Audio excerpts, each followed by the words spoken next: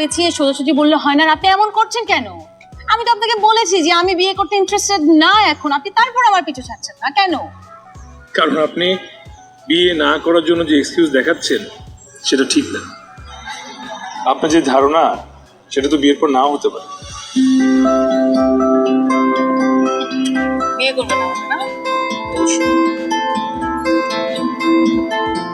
শোনেন, আমি কোনো সংসার টংসার করবো না, আমি সারাদিন ঘুমাবো আর রাতে পার্টি করবো, বুঝছেন?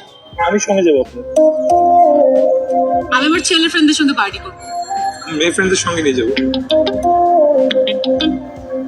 আপনার মা, তার দেখাশোনা আমি কিভাবে করবো না? আমি তো ভালো বউ হবো না। দেখাশোনা এমনিও করতে হবে না, বাসায় অনেক কাজের লোক আছে। আমি আপনার মার সঙ্গে খারাপ ব্যবহার করবো, ঝগড়া করবো সারাদিন। তাহলে আমি গিয়ে সরি বলবো, আবার ঠিক হয়ে যাবে।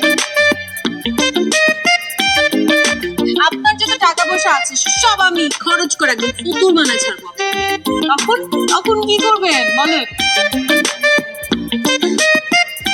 যার বহু হতে যাচ্ছেন আপনি, তার ব্যাংক অ্যাকাউন্ট যদি এখনই ফাঁকা করে ফেলেন তাহলে পরে সংসার তো রাস্তায় করতে হবে। আই ওয়েট বউ মানে কি?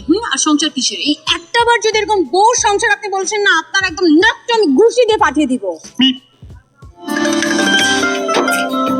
জন্মদিনের দিন এত রাগ করছে।